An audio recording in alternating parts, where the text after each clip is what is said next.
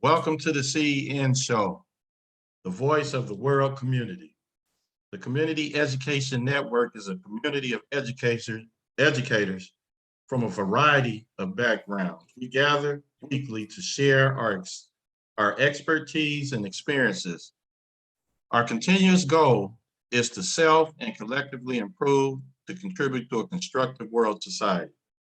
On Monday, we had an excellent show on the podcast Conscious Corner. Historian Joe Hembrick, Professor Amin Ra, Brother Mashinda, and Brother Doctor, and myself, Rasaki Maskani, contributed to a constructive topic, Black health and wellness. This is how listeners can access the show. So I'm about to show everybody how they can access it. If they're interested. I recommend it.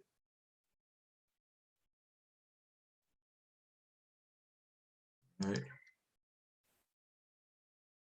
So this is YouTube, and you can go to Community Education Network channel, or you can put in Conscious Corner, Black Health and Wellness, Historian Joe Hembrick, and Professor Amin Ra. That's one way you can access it. Another way is through our podcast. Yeah, man. Here's the whole page. You can go to podcast and just scroll down some.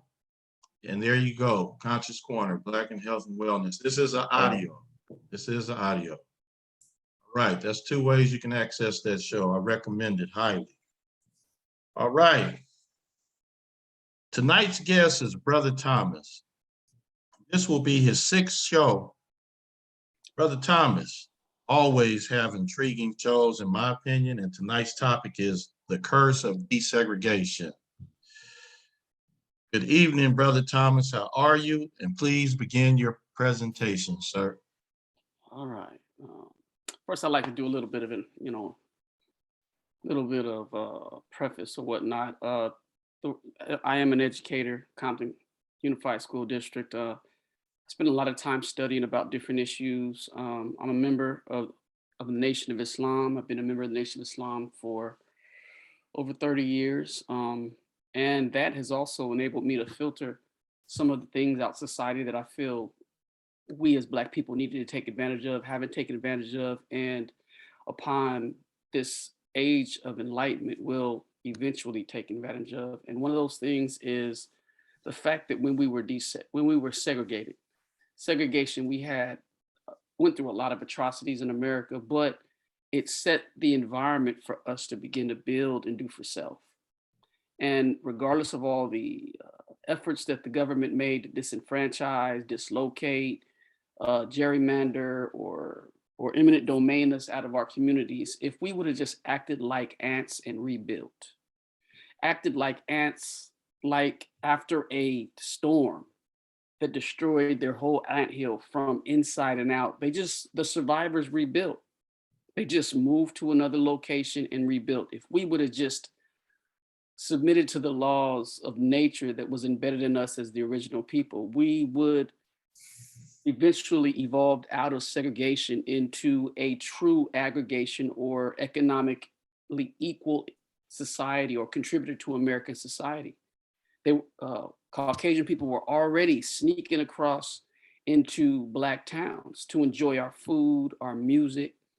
They were already sneaking into our arenas, enjoying our athletics, from baseball to football to basketball. They were already doing that and saw the phenomenal skills and gifts that we expressed. And then they realized that they, lacking in those gifts and skills by recruiting Black players out of the HBCUs or from the Negro leagues or the basketball leagues or whatnot, that their attendance in their arenas increased, and the abilities and the prowess athletically within those respective sports had reached a new high in standard. Eventually, segregation would not have existed, but it would not have existed on our terms, because we would have had an economic foundation to barter with America and let them know that these are the standards and the criteria of us opening ourselves up to American society on our terms. But integration stripped us of all that power. And that's what this presentation is about. So, the curse of desegregation. I like this quote that I heard for the first time when the Honorable Louis Farrakhan was doing some of the Tavis Smiley. Tavis Smiley would throw. I think, Brother Ra, you remember Town hall meeting. though the town hall meetings, and I heard the Honorable Louis Farrakhan had Harry Belafonte on the podium. Tavis Smiley was mediating, and he quoted Martin Luther King saying that he feared that he may have integrated his people into a burning house. And he said that while Harry Belafonte was on the podium, because Harry Belafonte, Harry Belafonte told him what Martin Luther King said. And he was just quoting Harry Belafonte at the time on what he had said, what he had said in behalf of what Martin Luther King had said as it pertains to integration. And as I look at Black people in our condition in America, on every area of activity, we have lost power.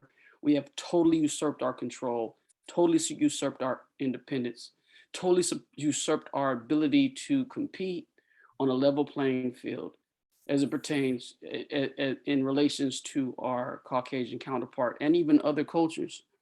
So desegregation has cursed Black people in all 9 areas of activity, from economics, education, entertainment, labor, law, politics, religion, sex, and war. And I got that from Neely Fuller's book, United Independence Compensatory Code System Concept, textbook workbooks for victims of racism and white supremacy. He has these 9 areas of activity that we totally have no control over, and that integration has further stripped us of control and put it all in the hands of our mortal enemy and age-old former slave owner. So the first thing I'd like to highlight is what happened.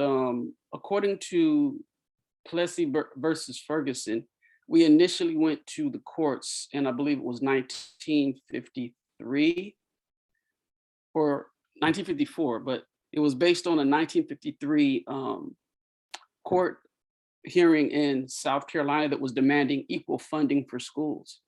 That was our whole thing, was we wanted, according to Plessy versus Ferguson, it happened way before that. It happened before that, my bad. Plessy versus Ferguson happened before Briggs versus Elliott. And according to Plessy versus Ferguson, separate but equal facilities and separate but equal facilities were legal in America. It was a system of legality that made sure that Blacks and Caucasians never mixed publicly or privately, and that separate but equal facilities were mandated to ensure that separation of the two groups was maintained. So in South Carolina, the schools were so badly funded. In the cases of Briggs versus Elliott, they brought it up to the courts and said, yo, look, according to Plessy versus Ferguson, we're supposed to have separate but equal facilities. The funds are supposed to be equally dispersed as it relates to education. They are disproportionately favoring Caucasian schools, and we took them to court. And South Carolina laid a precedent at that moment and said, okay, we're going to keep these separate but equal, and we were willing to invest money to ensure that the school facility and resources and teachers' pay was equitable to that of the Caucasian schools. Well, I found out that the NAACP, after the ruling, the NAACP, which was founded by 7 Caucasians and 4 Blacks, funded by Caucasian philanthropists or, who have a history of abolitionism in their family, or so-called liberals, they protested. They were astounded, of course. They were astonished that the state was willing to commit such an enormous amount of money to Black schools. And the NAACP ended up rejecting the state's offer and the initial intent of the Black parents to get that money, that would have laid the foundation for separate but equal facilities to be upgraded all throughout America. That would have set that tone. And by that being said, we already had segregated communities that had substandard facilities, but that hearing, that court proceeding would have set the precedent for the government to be willing to fund and finance separate but equal facilities all across the board, from schools to restaurants to infrastructure to anything, theaters, businesses, any state facilities. I mean, it would have went across the board. It would have enabled our communities to reach another level of independence and prowess that segregation had started to do. As you notice, we had hundreds of Black towns that have sprouted up throughout the United States, and they had become independently owned, ran, and operated Black towns. They were substandard due to the lack of resources that Black people had back then, but they were self-sufficient, and many of them were immune to some of the recessions and the depressions that happened back then. We were affected by it, but we had a system, an environment, and a town, and a community that would feed and help and unite to make sure that we addressed how greatly we were affected by whether it was a great recession or unemployment or whatever was going on in the United States. And other Caucasian communities became jealous of the fact that we were thriving in that regard. So segregation had started this turn. And I like to focus on that, focus on the fact that a lot of us feel like, wow, segregation was a tumultuous time in American history where we were being lynched, we were getting brutalized, but we did have safe havens. And I believe over time, we would have been able to create even a stronger community that could fend off some of those attacks, some of those terrorist assaults that we had to endure. So I want to bring this up. I want to talk about, sidetrack a little bit and talk about some other segregated groups that thrived because they practice cooperative economics. They practice some of the things that we were forced to practice during Jim Crow segregation. There were three main groups that were institutionally discriminated against and practiced group economics till the government granted them stimulus packages that gave them equal footing in America. So there were groups all throughout American history, along with Black people that were institutionally discriminated against, institutionally ostracized, institutionally brutalized and terrorized, just like us. But they realized that they had to create a hub, a circle of protection around them. They were forced to segregate themselves in their own community, where they took care of each other, uplifted each other. They definitely participated in the political structure within that community. They made themselves, over time, a credible community for the government to recognize, a credible resource for America to recognize. And now they were, we have the three groups were the Irish, the Italian, and the so-called Jew. But they were, there was a history about the Irish. The Irish were enslaved alongside of us.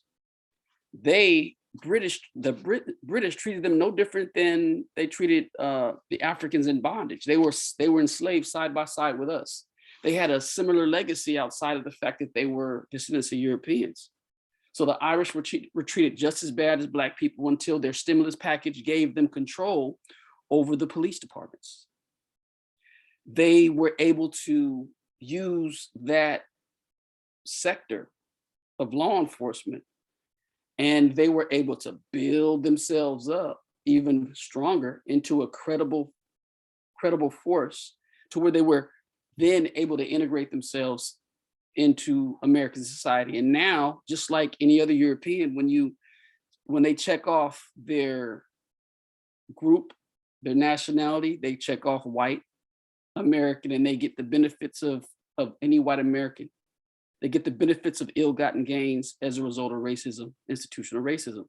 The Italians, when they came here, and they mass migrated, looking for labor, work, and opportunity. They were labeled as thieves and crooks until their stimulus package gave them control over the fire departments and civil service sector. And to this day, even the Irish in like New York and in the East Coast, they're saturated. They run the police department, and just like in the East Coast as well, and all throughout America, the Italians have a strong hold in the fire departments and civil service sectors. Well, after World War II, the so-called Jews, they migrated here, and when they were demonized for their religious and cultural practices until they were given a stimulus package that gave them control over banking and business sectors, to where right now they've saturated themselves in every major business sector in the United States, from banking to entertainment to athletics and everything in between, to any form of any entertainment.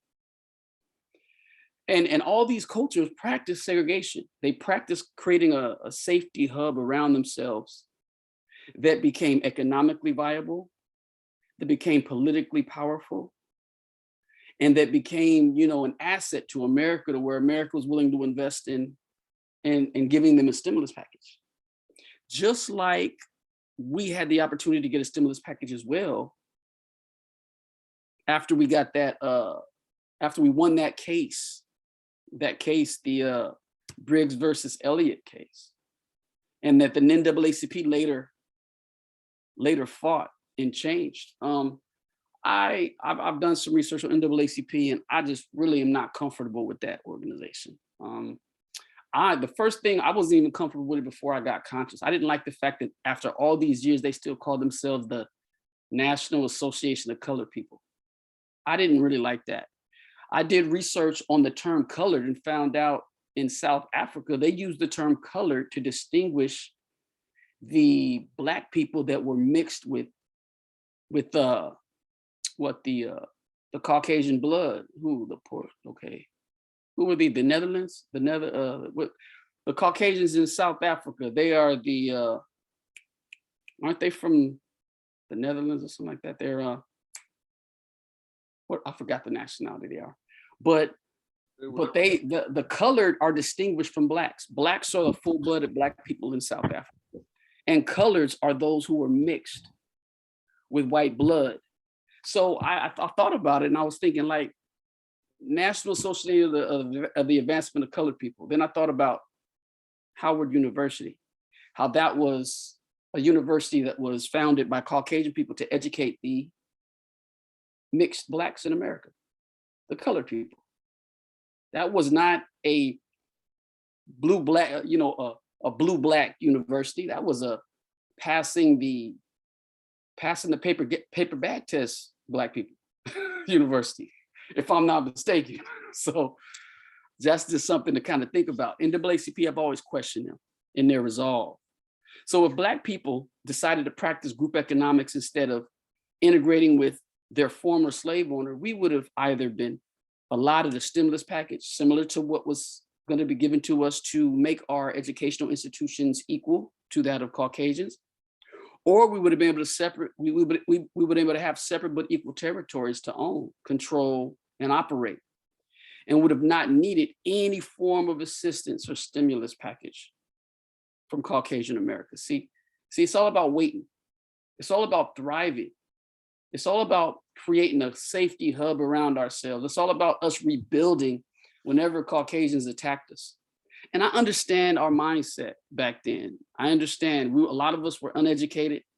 A lot of us were still reliant and still afraid and obedient to our former slave owners, being so close to the Emancipation Proclamation. But we had signs. We had enough towns to that showed our ability to self-sustain and to protect ourselves. If we just would have showed a little bit more resolve to rebuild, to stay unified, and maybe even to create some type of a media highway so that each of these towns could have been connected in some way, so that if one was assaulted, we can galvanize somehow, either open up another town to receive those that were separated or that were chased or terrorized out of that town, some type of a communication highway, like Caucasians had whenever there was a lynching. They had such an awesome communication highway that they were able to send out messages to nearby towns and send 5,000 to 10,000 people to one specific area just to watch a lynching. So they had a way to disseminate information. I'm just thinking maybe that was one of those components that we lacked that caused our communities to fall independently without any assistance from other communities. So NAACP changed the 1954 school segregation and lawsuit from unequal funding to social integration. The decision resulted in devastating effects. Black schools shut down, Black students bused to Caucasian schools, Black teachers were fired, Black staff was fired, Caucasians deserted integrated schools, once again resulting in substandard inner city segregated schools like Compton Unified School District. My high school, Dominguez High School, is a segregated school in 2022. We have 0 Caucasian students.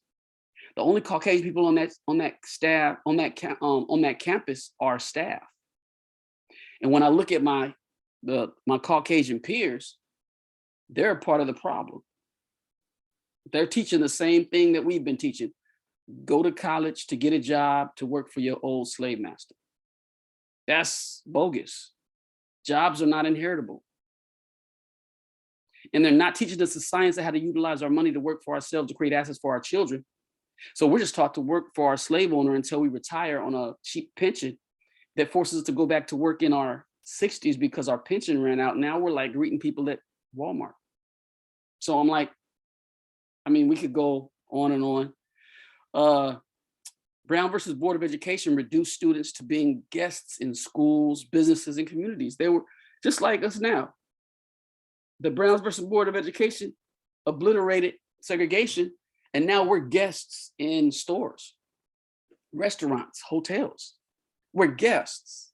But then Caucasians, just to make sure that we're not totally open to integrating with them, so-called, in certain places, they have a new form of racism now called priceism. The average Black man and woman have a socioeconomic gap that is so wide that we can't even afford to stay and to reap the benefits of some of the restaurants and societal amenities that integration says that we have the right to attend now. Restaurants are too expensive for us to frequent. Some 5-star hotels are impossible for us to frequent. We don't travel. I was looking at the Super Bowl and I looked at the audience and I saw a 90+ % Caucasian audience, just like a lynching. It was like, Black people do not go to the Super Bowl because number one, we can't afford it. So where do Black and Mexicans go? We go at home and have what, a Super Bowl party. We don't go, and it reminds me of the Jim Crow lynchings, because we don't go to the lynchings, but we do hear about them. We do know the results of the lynching contest or whatnot. So that's just an observation. Oh, by the way, before I go, does anybody have any comments about my perspective as it relates to integration and NAACP and you know, what caused us to choose an overall, you know, economically life-threatening system where Black people are no longer united, where we're now scattered, where we're integrated, where we're guests, spending our money and resources in places that don't have our best interest at heart whatsoever. Anybody have any comments or questions as it relates to the information before I go on? You could call one person at a time and see if they have any comments. All right, Baba Ra. Oh, you're on mute.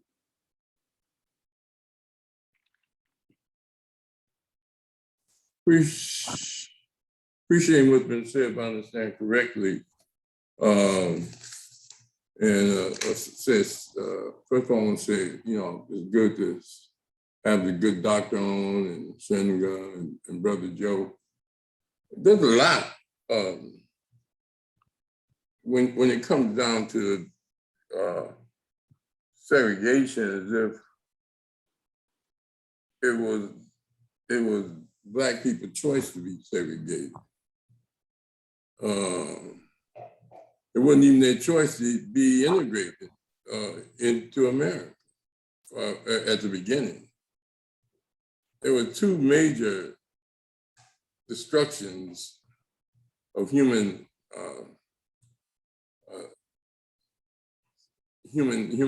in this society, and that was the first one, the Native American, and the second was the African.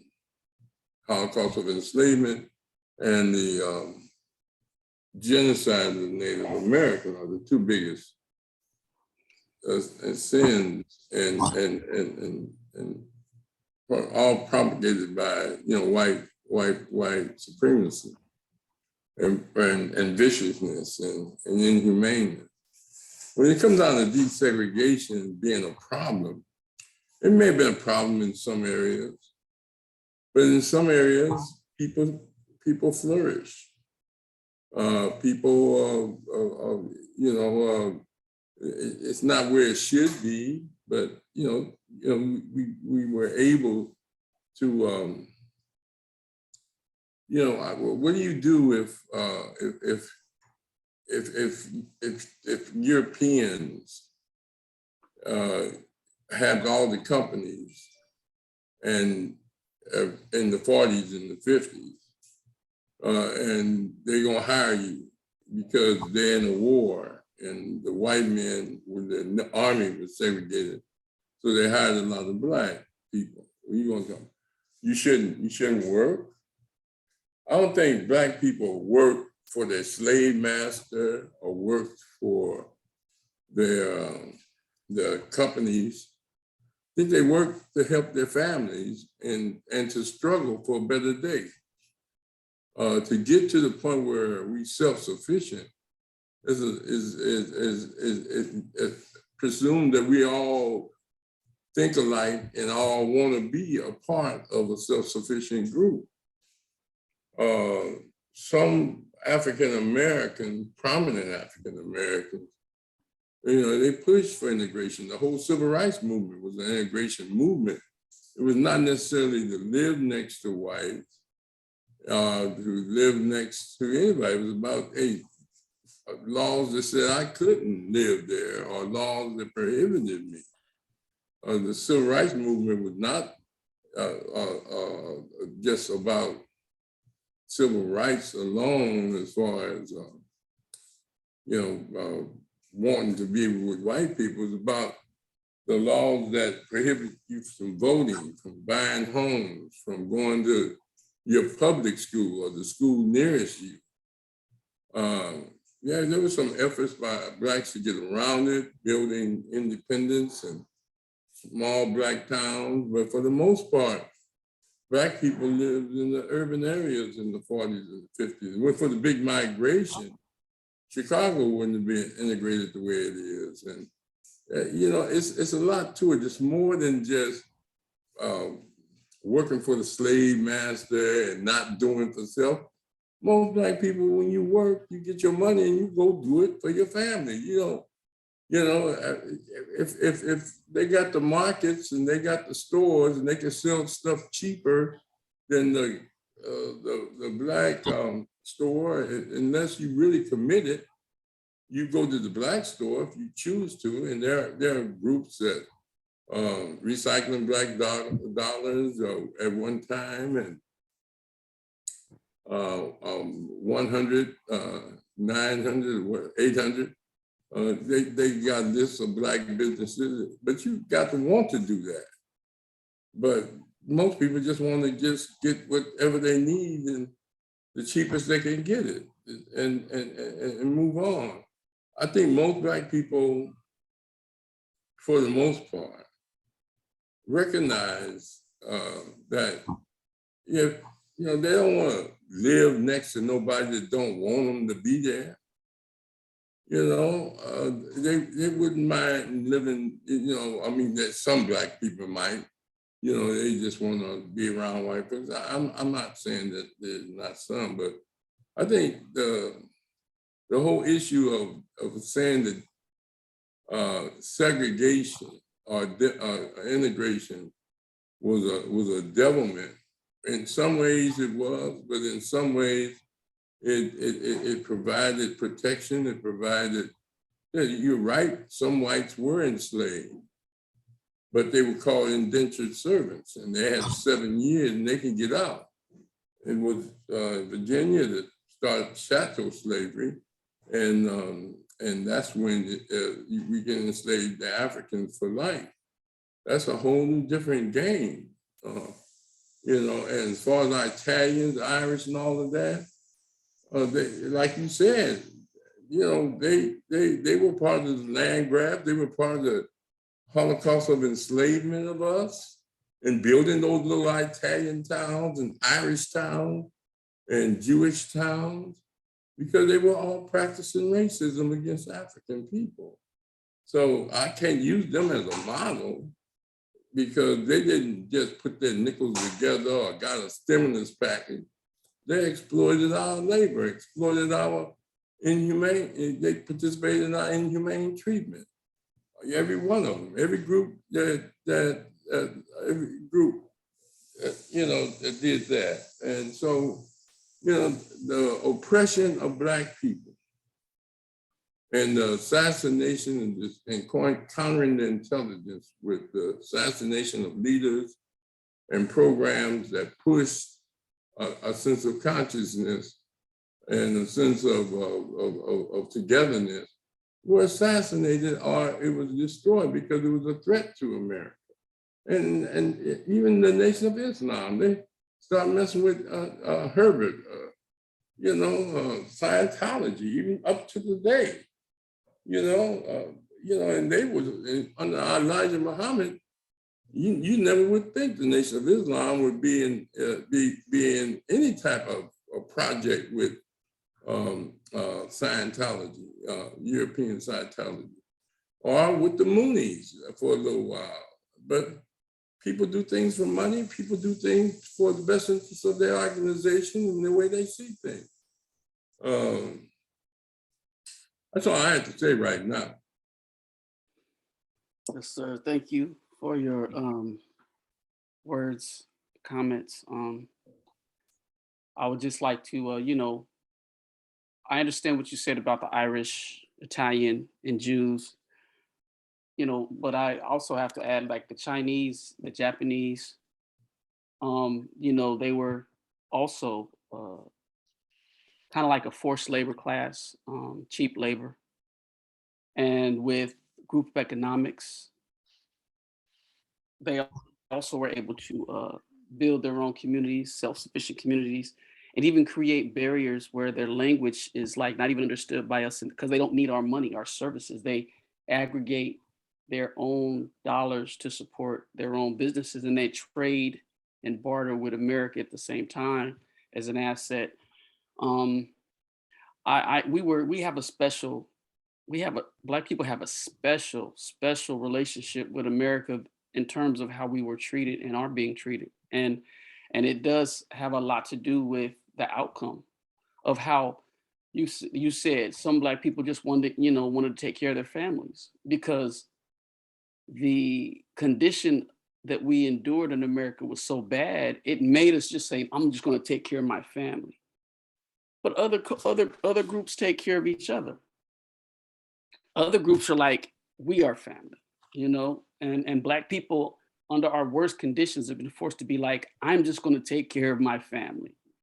And we have, by that mentality, have quite a few Blacks that slip through the cracks.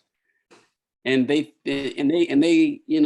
grow with the mindset of saying, well, since I did it, anybody other Black person can do it. but their success doesn't translate into the overall improving the condition and bettering the condition of the overall masses of Black people. The overall masses of Black people are poor, disenfranchised, mass incarcerated, brutalized, unemployed. I mean, the masses. So we did have a few that slipped through the cracks. I mean, I'm an anomaly myself.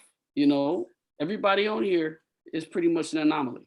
If we've made it past a certain age, we're pretty much comfortable monetarily. You know what I'm saying? We may have homes and to give our children, and we're the anomaly. We're not the normal. We don't reflect the condition of the masses of our people. I tell my students and I tell my people, you know, this all the time. I'm an anomaly. I have my brothers and sisters. I have 3 brothers, 2 sisters. They reflect the condition of our people. I slip through the cracks by, you know, especially as a person with a pre-existing condition. But I don't allow my position and my slipping through the cracks, I don't allow that to condition me to think that everybody can do it. Because racism, systemic racism and pseudo-white supremacy doesn't care how high your GPA is, how skilled you are. It doesn't care how old you are. You just have to learn how to navigate and pray that you're not someday pinpointed as the next victim that a Caucasian or Caucasians in plural want to make a victim, want to destroy, want to kill, want to frame, want to incarcerate, want to brutalize. So I just, you know, I thank you, because it really got me thinking about a lot of what you said in terms of our condition, and that we individualize our success now. That's been our problem. We individualize. We say, since I did it, everybody can do it. That's not true. Yeah, but the enslavement of African people, they were integrated on the slave plantation. They were integrated on sharecropping. The earth is integrated. It's only through laws of social white space that they can say you can't come.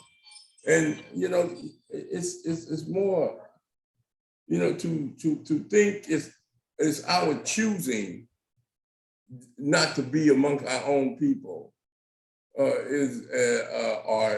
our ignorance that we don't know how to work together and build together when we did do things. If opportunity, you get a scholarship.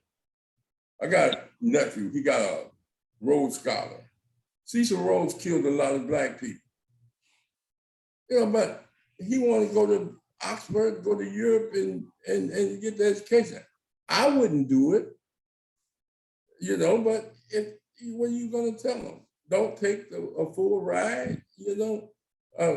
Europeans know how to exploit Black people to the point in which they utilize their talents, their skills for their business, their corporations, their educational opportunities and things of this nature. It's like Black attorneys who can't get good cases because, you know, Black people say, well, I'd rather give me a white attorney. I mean, you know, there's a lot to oppression, the psychology. Mm-hmm. And I just think that segregation has its problems when it comes down to certain fundamental rights like voting, like buying property, like education opportunities and like economic opportunities. Like the brother was saying in the football, you know, it's one thing to go out there and play, it's one thing to be a coach. And he's arguing for coaching, head coaches, but you need some head owners. And that's what you're saying. But that's, you know, it's not as easy as they develop structures whereas it prohibits you from becoming an owner, a full owner, a majority owner, and things of this nature. So it's some hidden laws, some hidden codes and practices that's written in deeds. Don't sell my property to Black people. Mm-hmm. it's written a thing that when you go to court, you're guilty because for economic reasons and other kind of reasons. Yeah. So it's not like we just ignorant people that don't know how to work together, be together, and don't see the beauty of being together. Because most of our communities have been decimated not by Black people moving out of them because of the poor conditions and sometimes the violence in them. So they move to white communities. Yeah. You know, and economic opportunities of housing and things. They can buy a bigger house in an empire than they for $500,000-600,000 in the inner city. The house is going for $1 million. So there's a lot to desegregation and integration. Yes, That's sir. what I'm saying. Yes, sir. Definitely. I mean, I agree. You know, about most of what you said. I just I remember you saying something about like integration throughout the world, and what I notice is there's more segregation throughout the world. You know, every living organism segregates themselves until they need to satisfy their necessities.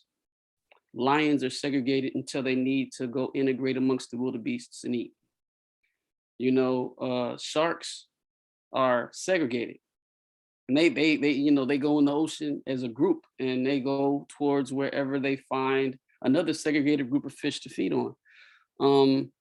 Every country that has the support and backing to where when their citizens go all across the world, they're segregated, and they have a segregated power that tells America, like in China, you know, don't mistreat the Chinese, you know, don't mistreat, you know, the Jews from like Israel, don't mistreat the Arabs, you know what I'm saying, that are in this country, don't mistreat so and so. They have a backing, a segregated backing. And when you go to that country and you look on television, you see those people ruling that territory and establishing and maintaining a mass power to back anybody that left their country. They have a country to back them, to protect them. You know, Blacks, we don't have any protection. We don't, we you know, even in Africa now, we still have colonial outside influence that prevents the countries from having total autonomy and control over their natural resources to be able to create a hub and a strong united front against any type of external influence that can cause internal strife. I mean, I'm just saying, my thing is, if we would have just stayed segregated, if we just would have allowed time, I mean, we had football teams, we had we had ownership of those teams. Now, they weren't making as much as the wealthy Caucasians who funded those teams off of the capital from enslaved Africans' free labor. But we had enough Black people patronizing those games for Black people to make a living, and through time have multi-million-dollar, you know, industry, athletic industry. We had time, you know what I'm saying? Because Caucasian, they were already envying us for our musical prowess, our athletic prowess, our culinary prowess, our hair, our clothing. We dressed them, we fed them off of the tit of Black wet nurses. They envied everything from our DNA and to our DNA and brain and everything in between.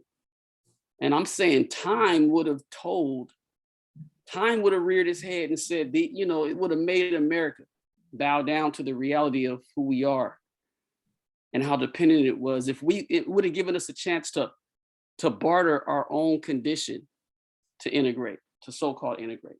You know, like the Japanese and the Chinese, they don't need, there are very few Chinese politicians because they don't need politics. They don't need to vote. They have the money, they aggregate their dollars and they take care of themselves. They don't need the vote. Vote does not elicit revolution. It pacifies it. We voting on bought and sold Black people, and we're voting on wealthy Caucasian philanthropists to somehow make a difference to somehow pass laws to benefit us. And they're never equitable laws. They're never laws to make us equal. They're laws to pacify us into subservience and dependence. I mean, I'm just saying, you know, it's like, it doesn't make sense for us to, and I know you said that Black people, we think different, but that's the problem. That's the problem. We have no code of conduct, the code that we all can agree upon, that no matter what we believe, what religion we have, what political party we're a part of, we're in that political party representing the code of Black betterment, universal, you know, universal, addressing our universal cause, our universal champion, our cause, a mission of Black empowerment, Black opportunity.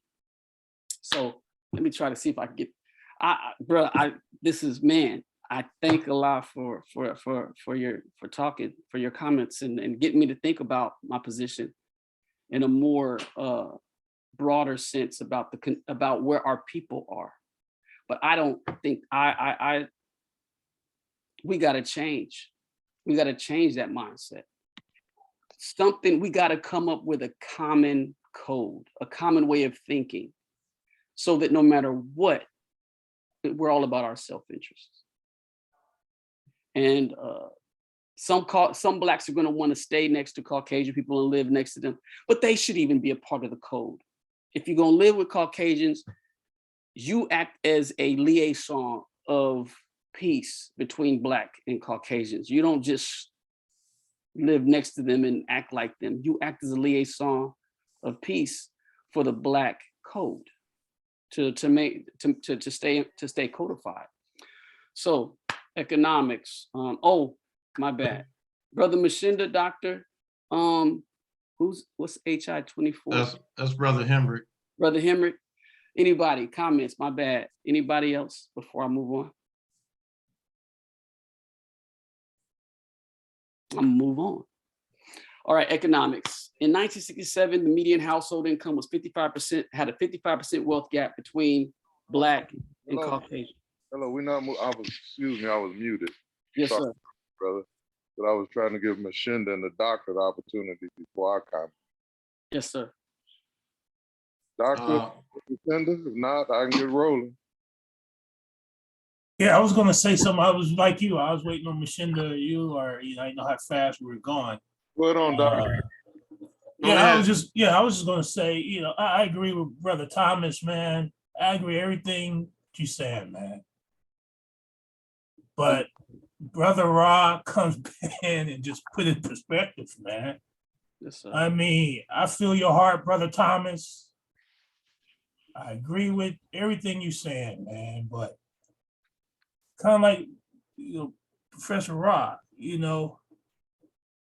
I get up in the morning, man, I just gotta make it, man. I gotta do this, I gotta do that, man. I know the issues, but, whites are always looking forward, man, in the future. You kind of said that, they got their plans, but man, we gotta look forwards, backwards, side to side. Like you said, they make so many issues for us, man, and it's like brother Professor Ross, it's a struggle, man. Yes, sir. It's a struggle. We got more stuff to deal with, trying to stay afloat. And it just breaks it down where everybody has to do their own thing, man. It's tough, man. It's tough. Yes, sir. I wish it was some kind of easy way. I agree with your numbers. Look at the numbers and the pictures. I agree with everything you said, man, but it's just no easy way, man. Yeah, definitely. Like you said, they devise up, man, and you get, man, and you just, like you was talking about the jobs, man. I do stuff, man, that people I grow up would never go in the field that I went into, man. But Yes, sir. I really had no other opportunities. I looked at, my thing was, I know what I need as far as money. I can go here and get it. All I have is a high school diploma. Mm-hmm. I can go make the most money here doing this that a lot of other people don't agree, but I got to look out for myself and my family, man. What do I want? I had to, I had the point where I had to look, in the future. And, if if we all can just look, like you said, the segregation thing, man, we can just look down, man. And I think Brother Hendrick or someone said it one time, did you realize what the effect was going to be? You fight for this right now, but what's the effect down the line is going to be? You know, it's tough, man. It's just tough, bro. You know, I don't know the solution. You know, we kind of know the causes, but we're all here just trying to struggle, man, and trying to figure a way. And you know, going back to the sports, man. I mean, like you said, I said the last show, you get old, man, you start learning. I'm looking at you going downtown for a victory parade. What the hell I get out of it? All these guys getting paid big bucks, coaches, and you going to celebrate them making money, and you're not getting part of it. Nothing. What do we get? We just get the joy of watching someone else. Mhm. They make this society. We claim that we're part of a team. Yeah. Jeez. And you, like you said, you know, the group that was there, you know, I think it was who said that? Yeah, you know, we at home, you know, while all you know, all the people that can afford the tickets are there, and you at home, and they got us bamboozled, man, to follow these teams. Yes, sir. And I'm looking at this. Wait a minute, man. Okay, how am I benefited from this financially? Yes, sir. I mean, joy. I mean, come on, man. Waking up in the morning should be joyful, man. You know, but you know, we grew up on it, watching teams, watching players, man. So we're all part of it. We just didn't know. But now, man, it's you know, it's tough, brother. It's tough, man. And I love it when you come on and Brother Rob, man. I mean, like I told Roski before, man, it's I know everybody's busy, but I like to just get you two, Brother Rod, Brother Thomas, come on and just get on there, man, because you come up with some stuff that make you, yeah, you're right. But then Brother Rod come on and make you humble. Yeah, He exactly. gives you those both sides, man. Like, come on, man. That's I know right. it's like this, but hey, man, That's right. I gotta eat. That's right. That's You right. know, we have to eat. Yes, We got to sir. do this right now until someone comes up with that magical solution, man, where we all Right. get on one page. But hey, I want to let Brother Hendrick, because Brother Hendrick come on with some more of the history. Get back on. So let me hear some of the Brother Hendrick stuff, Yes, man. sir. Thanks, Brother Doc. Brother Henry. Yes, sir. Appreciate the format. It goes back to what I initially lectured on was know thyself. And, you know, we wonder why we're the only ethnic group that can't seem to bring about some unity amongst ourselves in more areas than we are.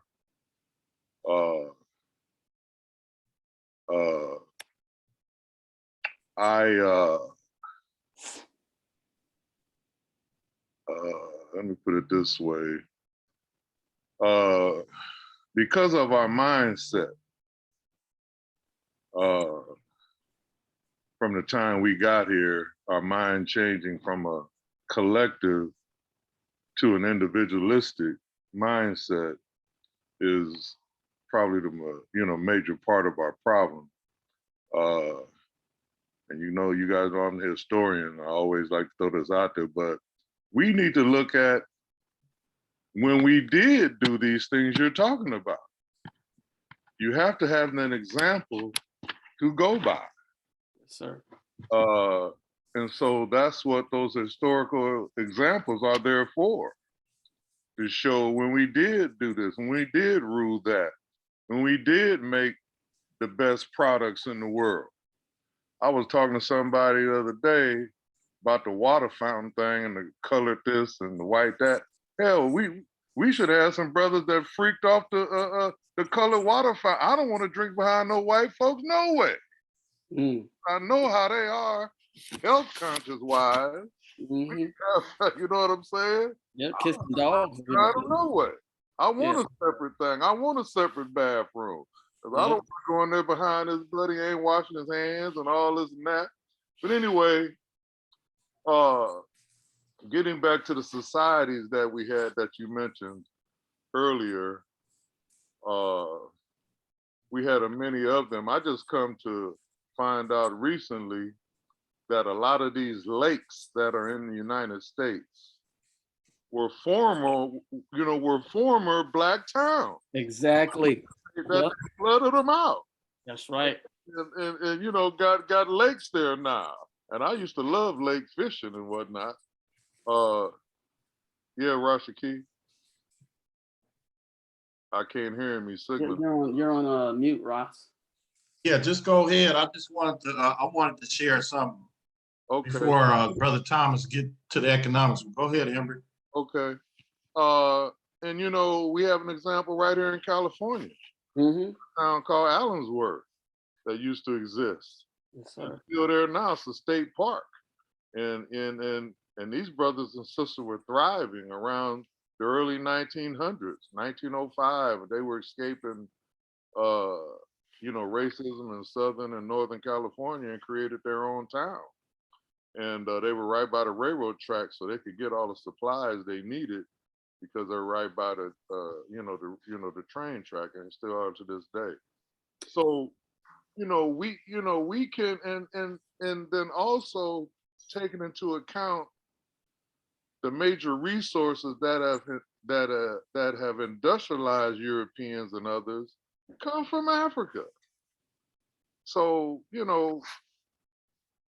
we are, if we could ever get it together between our ears, but you have to undo a lot of stuff that was learned. And now we're at the stage, like Brother Ross says, we in the fight. And so people do this and that and the other thing to survive. But we're surviving. You like, where have we? Well, I can only think of a couple of places where, and usually we're following behind white folks. We go into their neighborhood, and they leave, and we take over. Yes, sir. What do we do with it? Why we got it is a question. But I know at the crux of what has us all messed up is what I call the Willie Lynch syndrome. Mm-hmm. Like brother, there's some folks that think it never existed, it never was a letter, it never was this and that. But if it wasn't, we sure act like it was. Because the things that we do and the way we respond to things and the way we treat each other and all of that, it seems as though it was something to that. We've all been through the school days syndrome and other syndromes that we have amongst each other that we should not have. And then getting back to those towns you talked about rebuilding, brother, we have to be able to protect ourselves. We've had brothers that have been in the military that have these skills, and they'll take them out because they don't want them passing on. That was that's true. Admiral Pratt and all of that. But in order to do what you're talking about, you're gonna have to be able to protect yourself, because they're gonna come in like Rosewood and like Allensworth and like Corbin, Kentucky, and on down the line, and what's Greenwood, Tulsa, Oklahoma, and all that kind of stuff. Mm-hmm.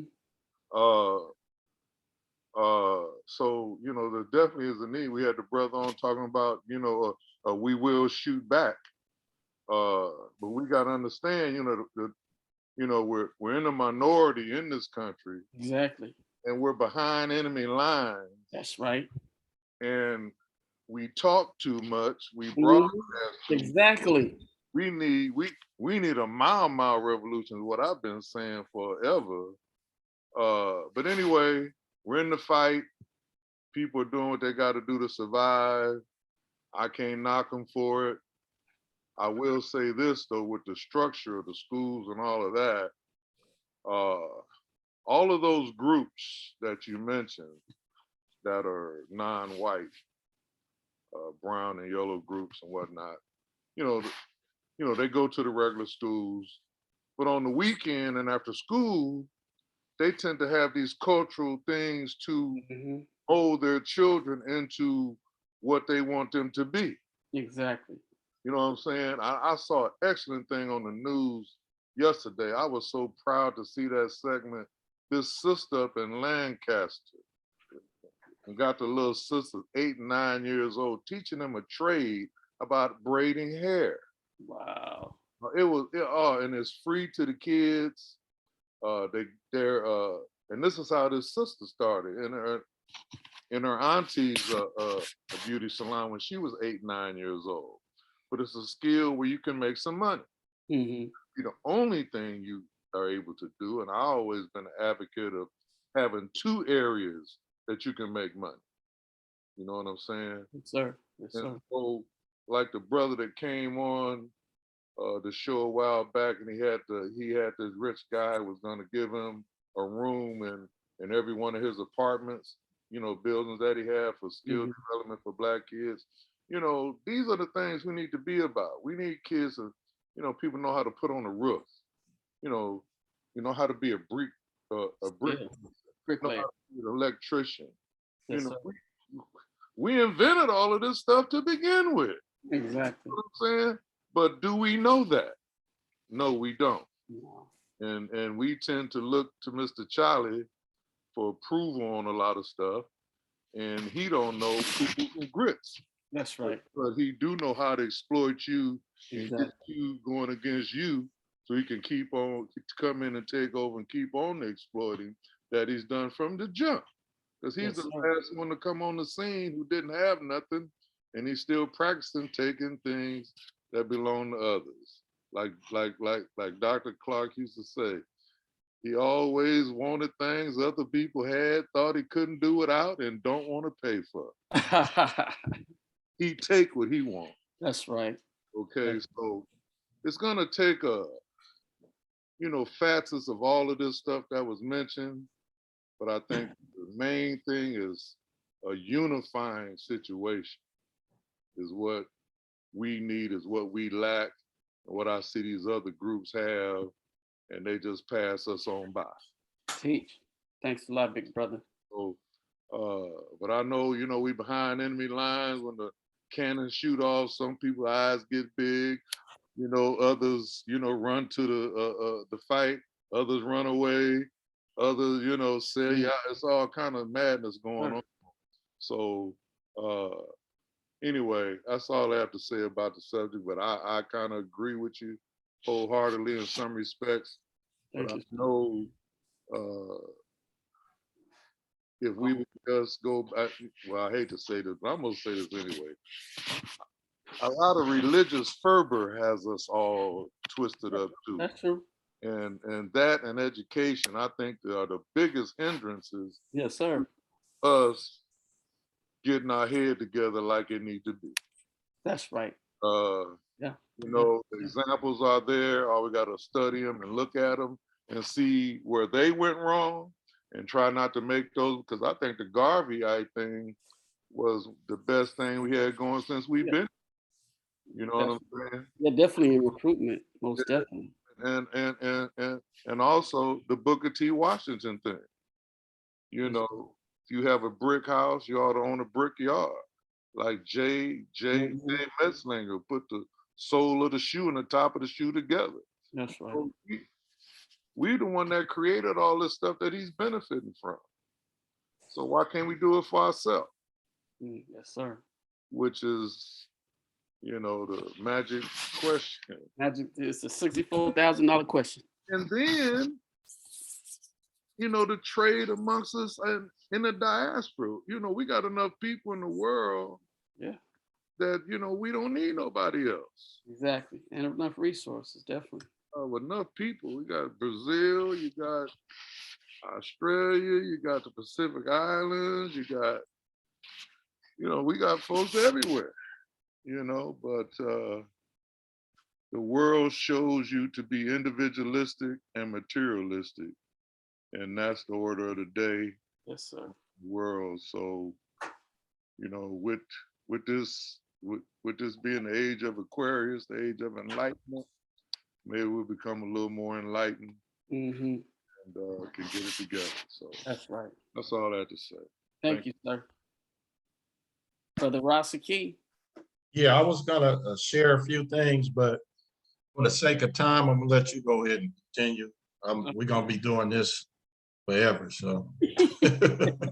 I'm- All right, let me close. I get, yeah, well, we can visit some of the points I was gonna make later All right. at another time. I'm just gonna flow through it then, because I got a lot of points to kind of address. Some of the people address, some of y'all, just to kind of put it together in some other activities, areas of activity. Economics. So in 1967, the median household income was 55% wealth gap between Black and Caucasian. In 2014, it rose to 61%. So, and that was in 2014. It's getting worse.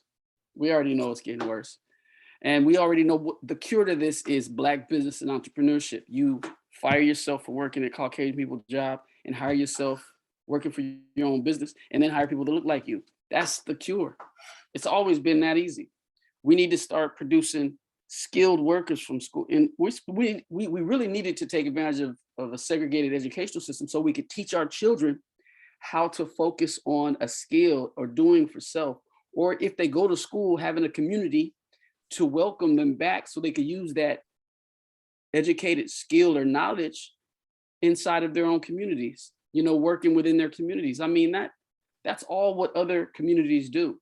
But like what Baba Ross said, it's like we don't have that mentality. And that's what I'm saying. It's like, because we don't have it, to me, it's like, that's just not gonna cut it. Whether we start with the next generation and say, forget about people our age and up, and just start with the children and train them, then that's what we got to do. Maybe we got to be like in the that so-called story about Moses, when the children of Israel had to walk through the wilderness for 40 years because they lost faith and had to wait till their children was qualified for the promised land. In that allegorical story. How has social integration failed Black economy? More than 90% of the nation's wealth is maldistributed in the hands of Caucasian America. Black people own and control less than 1% of the nation's wealth. Integration has enabled Caucasians to live off of two incomes, 100% of their own income and more than 85% of our income. Integration convinced Blacks to close Black businesses to patronize and enrich Caucasian businesses. This is where integration, how integration affected education. Level of education has little, and this is just what I think this page right here, it argues against us focusing so much on education. I mean, because it's not about going to these schools, it's about how you use what you have, whether it's an education, a skill, or just going into becoming a laborer working for a Black business. It's about how you use what you have. So this argument says that a level of education has little effect on Black prosperity as compared to uneducated Caucasians. At the end of slavery in 1865, approximately 98% of Blacks were illiterate. By 1896, Blacks reduced their literacy rate by more than half, from 98 to 45%. It was further reduced to 25% by 1920, and Europeans entered the country during the same 30-year period. They had nearly the same illiteracy rate as we did, but they had, as their newly emancipated counterparts, Europeans had a lower achievement rate, but they also were installed in management and ownership class positions, outdistancing Blacks in employment, business, politics, and income. So we are know systemic racism doesn't care about education. It doesn't. I mean, when it comes to education, I thought about it as a teacher, and I realized the only way education can work for Black people is if we had a community that welcomed our educated and that took advantage of our skilled, so that they can service us in our community and we can patronize their services in our community. Without a community to welcome the educated, education's useless to us, because the educated Black person goes straight to a Caucasian business, goes straight outside of the community to use their skills.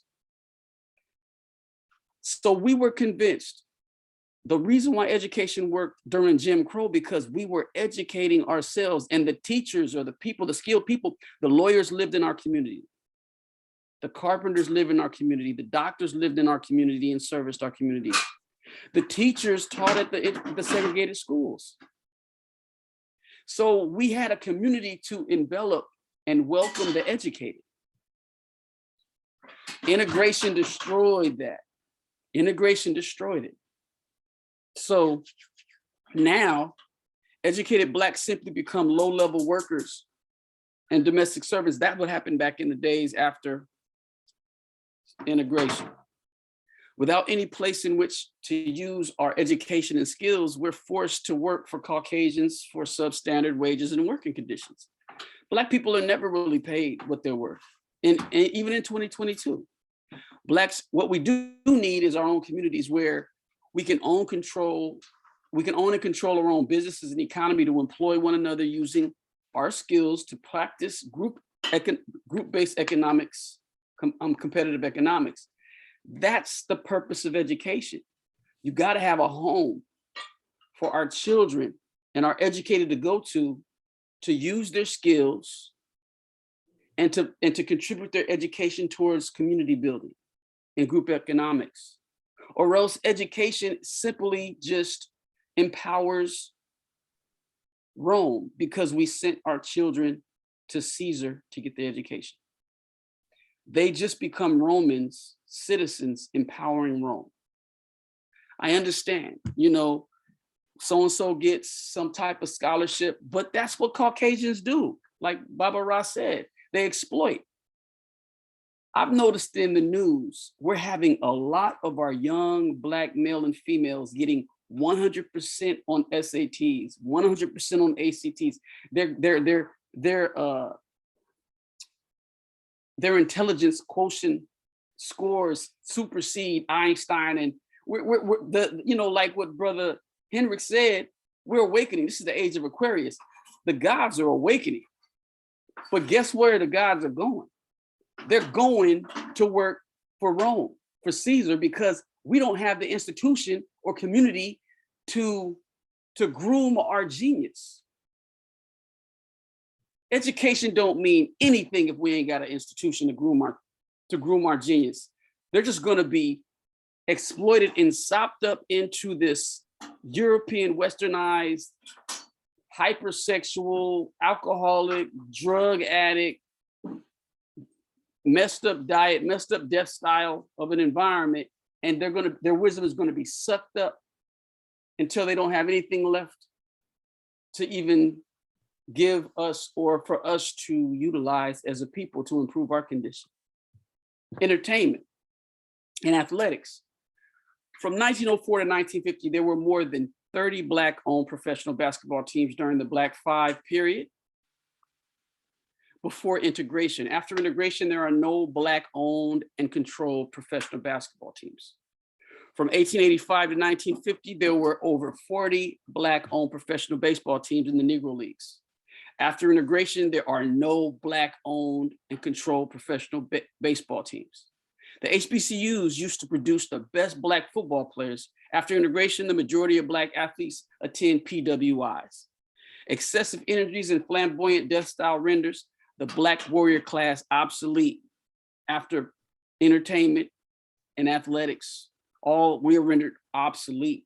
Entertainers, rappers, singers, and actors, music industry has been taken over by a Jewish gay mafia that influenced the artists to produce music that elicit hypersexuality, anti-sexual activity, drug abuse, gang violence, alcoholism, and excessive living.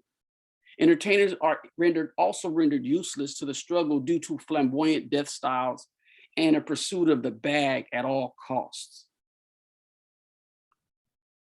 Labor. Currently, over 60 years past segregation, Black unemployment rates is twice as high as Caucasian counterparts. We can easily cure that by producing business owners and entrepreneurial professionals that employ themselves and others. Have a community where we patronize our business owners and hire our own people to work for equitable wage by Black people who are sensitive and receptive towards giving their own people a just wage and a proper working environment. Blacks are dependent on Caucasian businesses for employment, therefore decreasing the chances of competing for jobs with Caucasians and other ethnic groups peers in a stressed job market. So the stressed job market, we're the last ones hired, first ones fired. Blacks are always last hired, first ones fired in a regular job market. And Caucasians tend to practice self-serving hiring practices in a stressed job market due to recessions within the workforce. Self-sustaining owned and operated communities filled with Black businesses employed and patronized by Black people would solve unemployment disparities overnight. It will take over, it's going to take a long period of time for us to do something like this. But once we did it, our unemployment rate and our disproportionate amount of Black people that are suffering in poverty and unemployment would decrease exponentially. Law. According to the report, Black Americans are incarcerated at a state average at 1,240 per 100,000 residents, whereas Latino Americans are in prison at a rate of 349 per 100,000 residents. White non-Latino Americans, meanwhile, are incarcerated at a rate of 261 per 100,000 residents. We already know we don't belong. We belong in a safe hub where we can make sure that everybody has access to an equitable amount of necessity, so we can minimize the crime and minimize how many of us are caught up into this mass incarcerated, unjust judicial system. Our research shows that Blacks comprise of 62.7% and whites 36.7% of all drug offenders admitted to state prison, even though federal surveys and other data detailed in their report show certainly that the racial disparities bear scant relations to racial differences in drug offending. Everybody uses drugs around the same amount, but the disparities are heavily weighing towards Black people being incarcerated for nonviolent drug offenses as it relates in comparison to Caucasian people because of racism and pseudo white supremacy. There are, for example, 5 times more white drug users than Blacks. Relatively to population, Black men are admitted to state prison and on drug charges at a rate that is 32.4 times greater than that of white men. In large part because of the extraordinary racial disparities in incarceration of drug offenses, Blacks are incarcerated for all offenses at 8.2 times the rate of whites. Once in every 20 Black men of the age of 18 in the United States is in a state of federal prison compared to 1 in 180 white men. And they have— Excuse me, Brother Thomas. Yeah. That third bullet point, it says 13.4 times. Did I say 13.4%? You said 32, something like that. 13.4 times, yes, sir. My Okay. bad. Thank you, brother. Politics, this is my specialty right here. Since 1960, there has been a sizable 8,000 increase in Black elected officials from approximately 100 to 8,000. However, Black disparities have either stayed the same or worsened. Black per capita income compared to white per capita income went up over the past few decades, but the gap between poor and middle class, the gap that widened exponentially.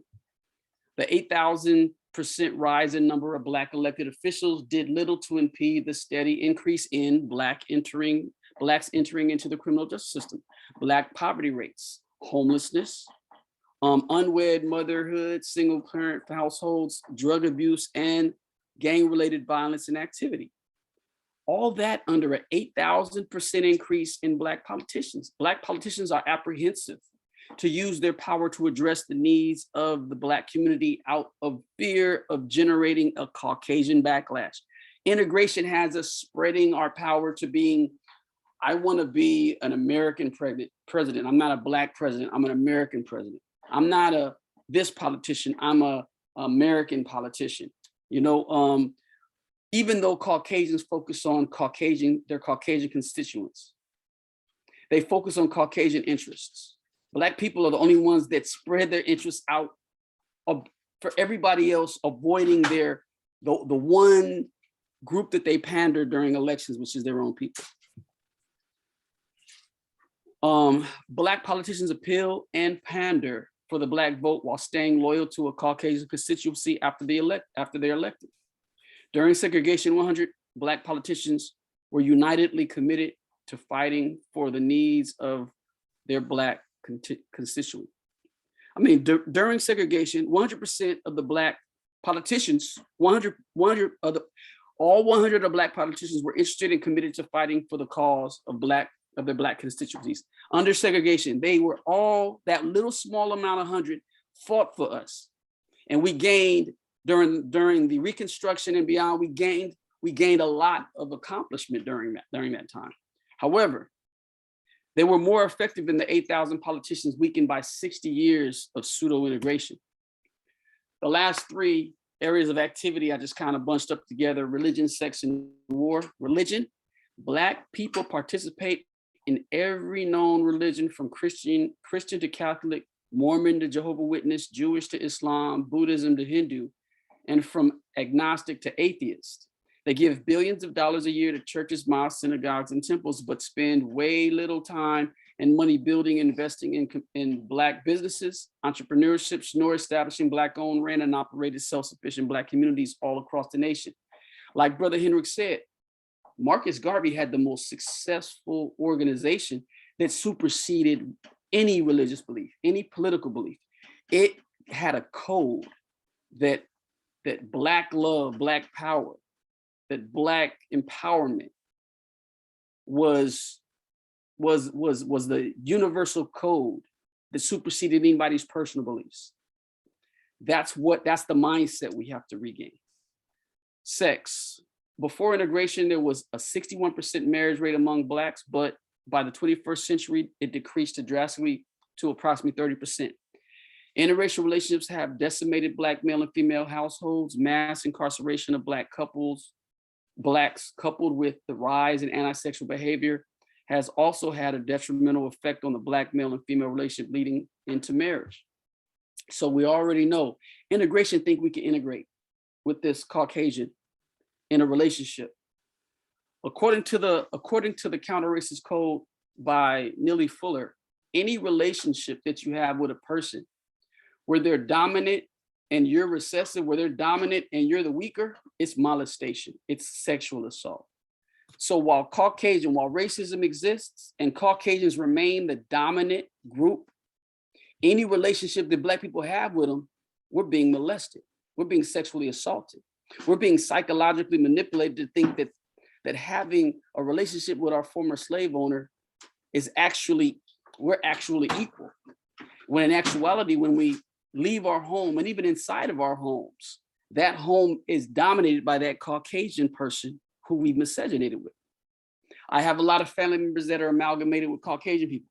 And the only time you tell that house that there's a Black, that house has any form of color inside of it, is when that Black person comes home, because the home is decored with a whole bunch of westernized Eurocentric decor, celebrations, holidays, and very, very little of Black culture is in that home, because that Black person has been stripped of their consciousness, stripped of their self-respect, of their Black pride, of their Black loyalty to their group.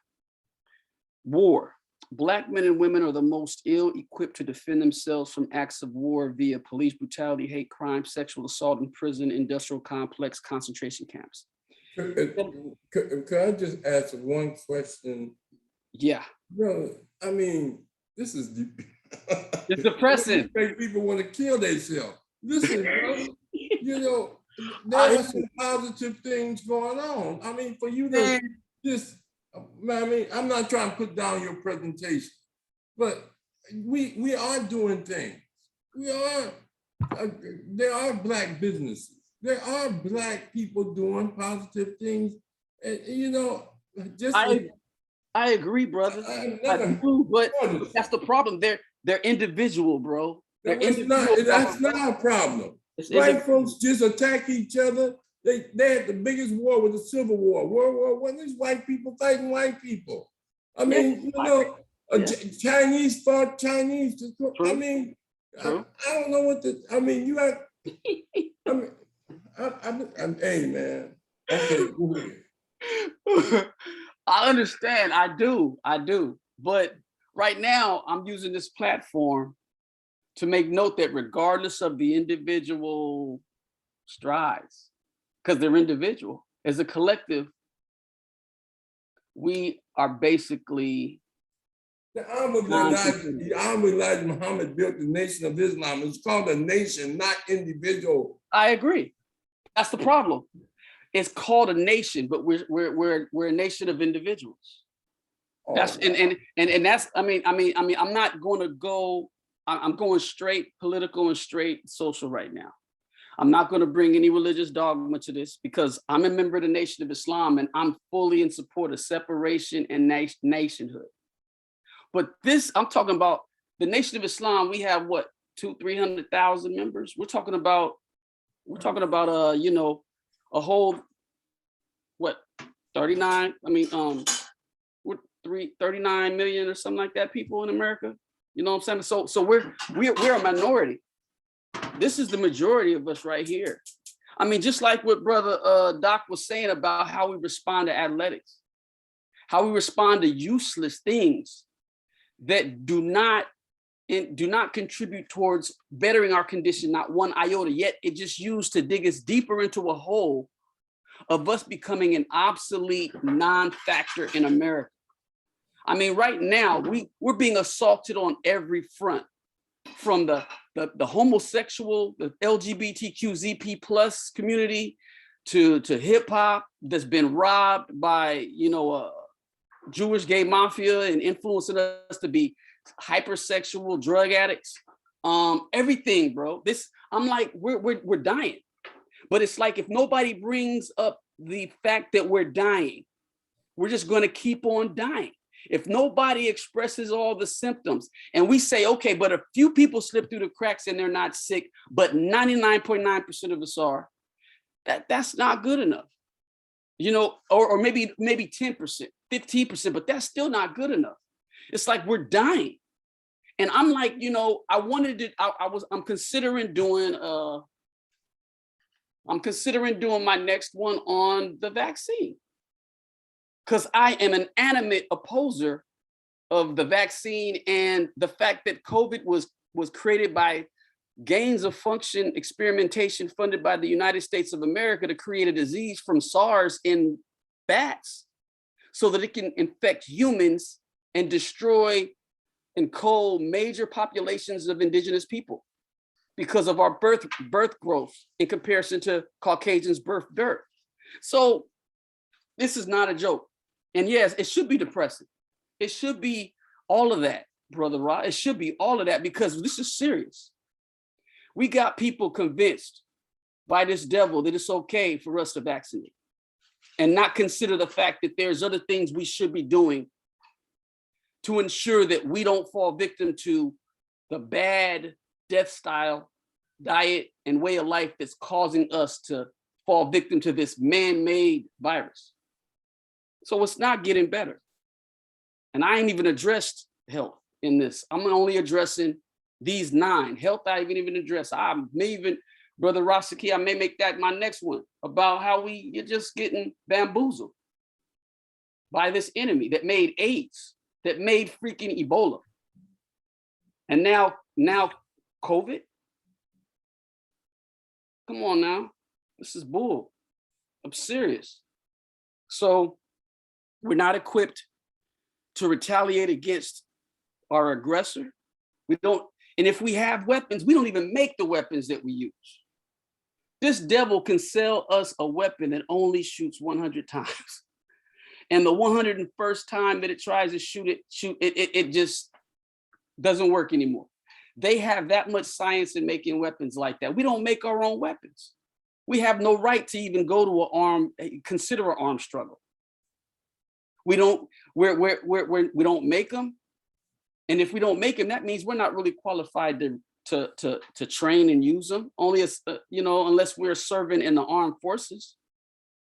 But I'm gonna close out because I'm like, really, it is bad. It is bad. It is bad, and it's getting worse. How many Black people do they expect to die from COVID? And how many Caucasians are they willing to sacrifice to convince us that it's not a Black and indigenous culling epidemic, culling conspiracy? How many Caucasians have they sacrificed to convince us that, oh, they're dying too? They did the same with AIDS when they gave it to Caucasian males and made it look like it was a gay-related immune deficiency syndrome, but somehow it came into Africa and made like 85% of certain populations in Africa, women and children, heterosexual, but it started off with gay-related immune deficiency syndrome. That's what they called it. So nah, man, this is serious, bro. We gotta change, or we ain't gonna be here to fight, or there ain't gonna be enough of us to even try. That's my position, yo. I apologize, Baba Rob, but it's like that, man. It's You don't have to apologize. That's your perspective. I just you know, you make people want to be white. But I'm just trying to tell you, you know, it's too depressing. You act like we haven't struggled against all the things you're talking about. There are groups that's trying to keep people from doing everything that you say that we're doing wrong. There are organizations that's out there doing it. I mean, I don't know what to tell you. You know, I don't know what books you be reading. I don't know where you get your sources from, but we've been struggling ever since we got here. And the war is not over.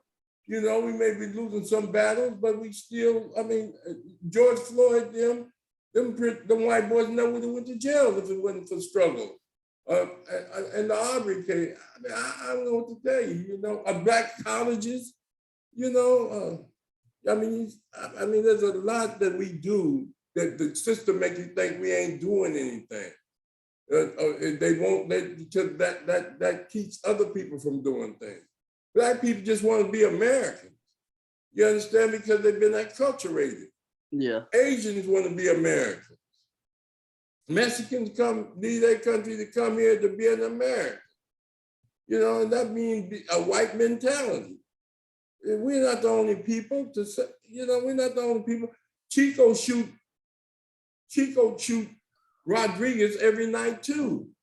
I mean, the Mexicans are fighting and white people fighting each other, everybody. Yeah. I mean, you act like we the only one that got these problems? No. No, I mean, I hear you, sir. I mean, we're not the only ones that have these problems, but we seem to be the only one who are so divided, who are so, you know, we're rendered. What was January 6th? Was that unity among white people? January 6th? Yes. Definitely. The attack on the Capitol. Yeah, that was unity amongst white people. Because they did it. I mean, well, look, they did it and they got away with it, and then they're white. Then they're being protected. That's definitely unity amongst Caucasian people. Shoot, I mean, definitely. I mean, what if we march, we protest? We're no different than the wildebeest marching from one side of the grasslands of Africa to the other and getting their asses bit by the crocodiles and the lions and the cheetahs on the way to the other side. We march. And when the police come with they tasers or with they gases and everything, we do just like the wildebeest in Africa. We run and scatter. We'll drop our baby off to the side, trying to get away from these lion-like predators. We march. It's not working.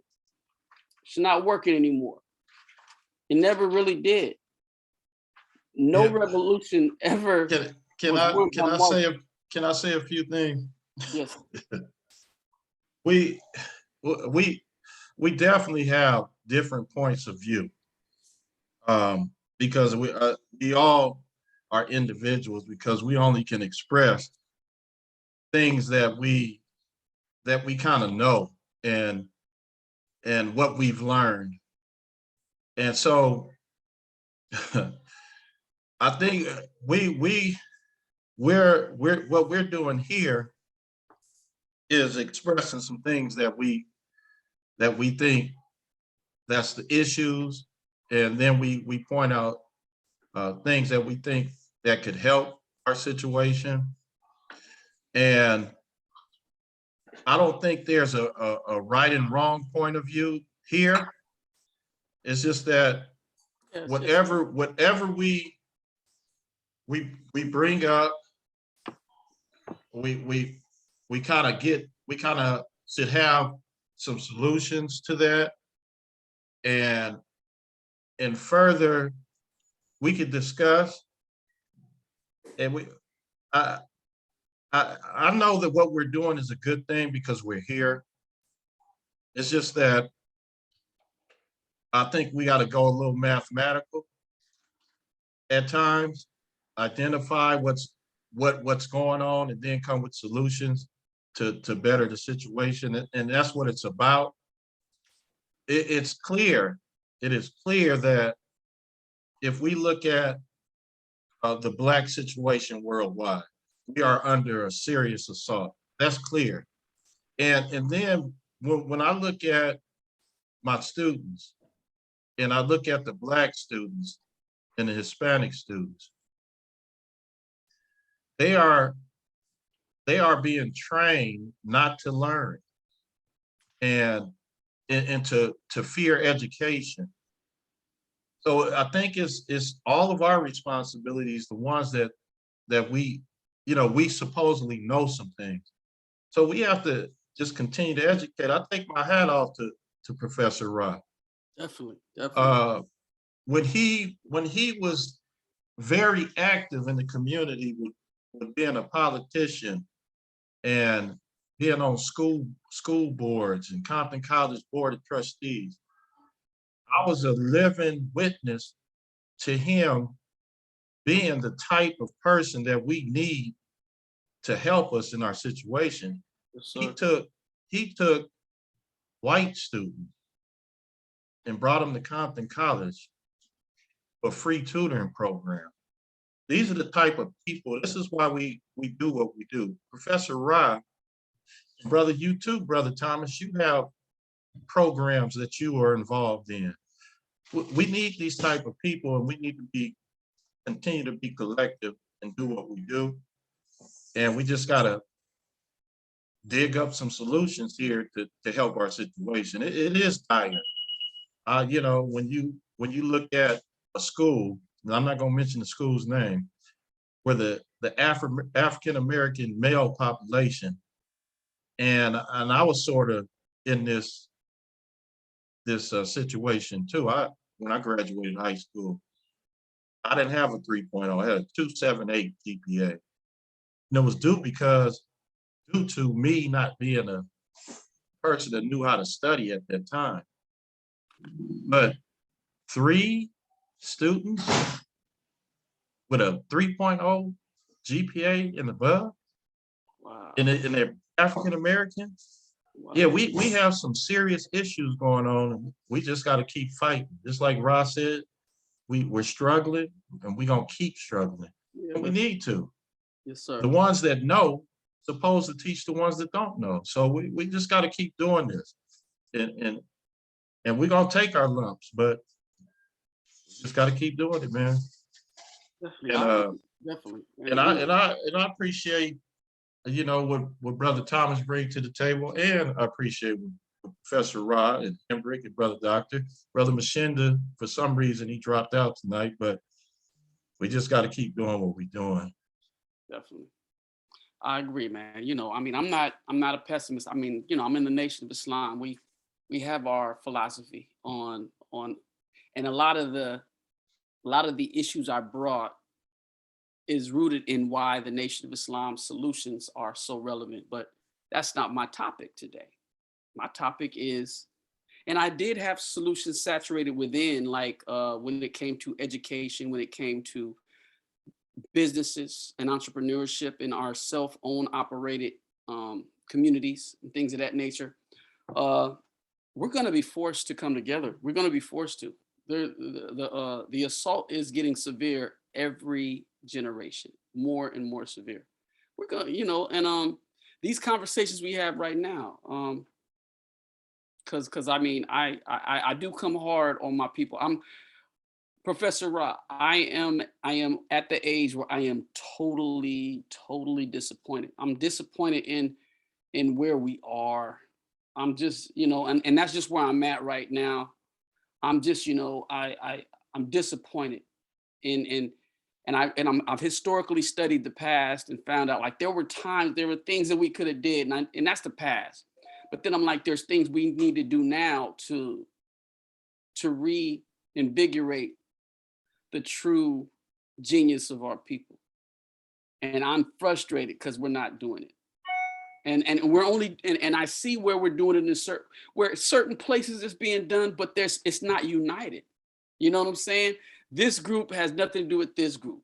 This group has nothing to do with this group. This group, they all have their own little ways to address whatever issue dealing with Black people, but it's not united. Wait a minute, brother, you can't say that. We had a we got National Black United Front.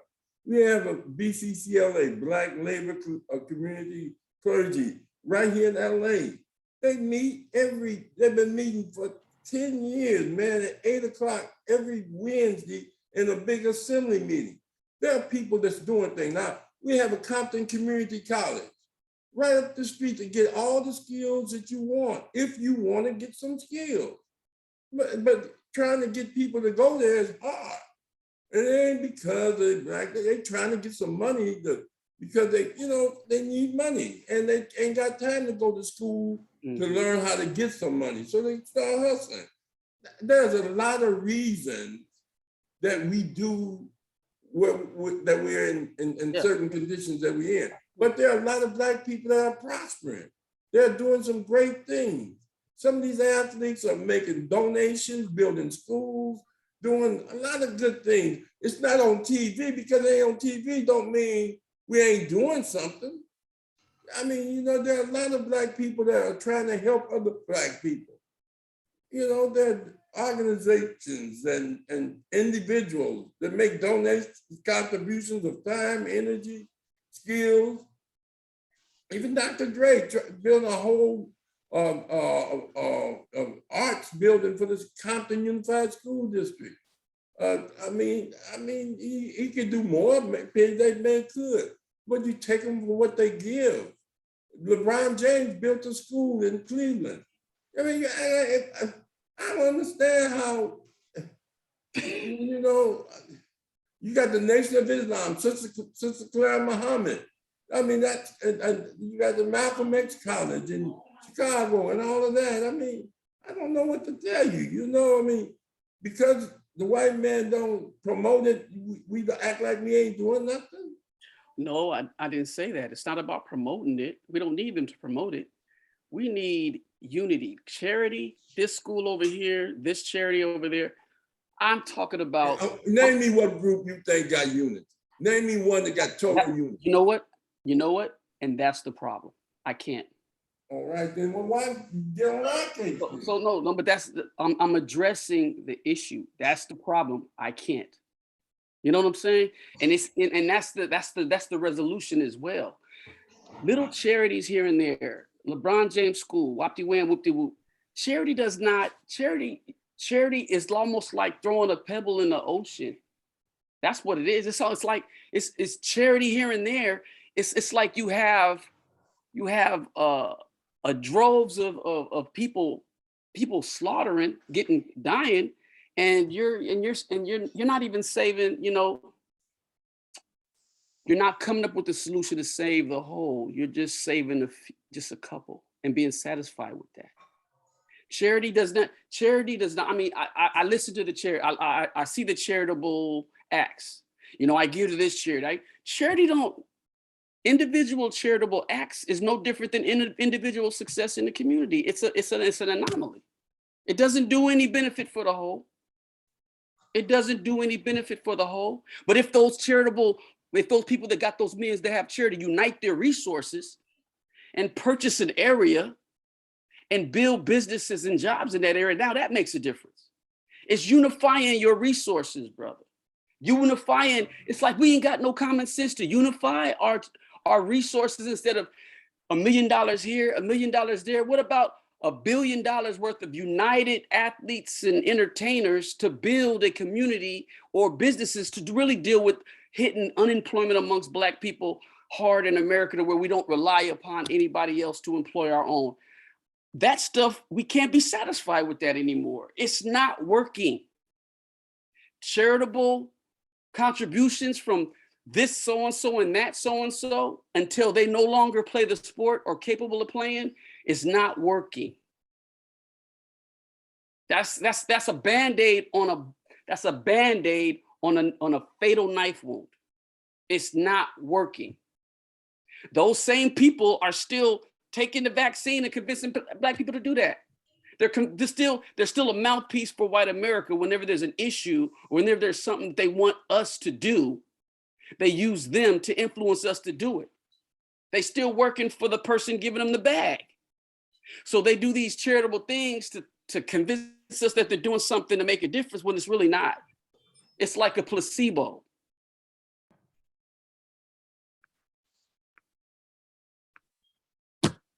Well, I appreciate this platform. I'm just tired of the same stuff over and over again. Tired of the same thing that we do every generation. All the actors and athletes did the same stuff they're doing now. They gave charity here, they gave that. After Martin Luther King was killed, what do we have? A big ass concert. You know what I'm saying? All the entertainers got together and said, "Oh, say it loud, I'm Black and I'm proud." Had a big ass concert. Didn't make no difference. You know, it's like we do not constructively respond to a fatal situation that's been killing us for generations. yeah, the assault is real, and you have to do something. And there's some things that's being done. It's just that it has to be more to change the situation. And the system that we're in is dominant. So therefore, what do we do? Have to keep doing something different. Do something. Well, yeah, you gotta try the opposite different of what we've things. been doing. Do You gotta the try. opposite of what we've been doing for 60 some odd years since the so-called, integration. Do the opposite. Unify, build.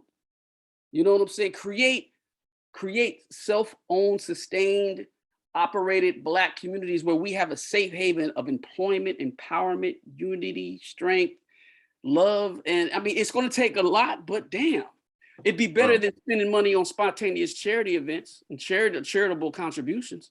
Unifying those resources to build something constructive. Every one of our entertainers in it that have those monies, they're bought and sold, because they're trained not to do anything constructive. They're not going to do nothing really major. They're locked. That's part of their probably content. You can't do anything truly beneficial to Black people. Truly to Yeah. change their condition.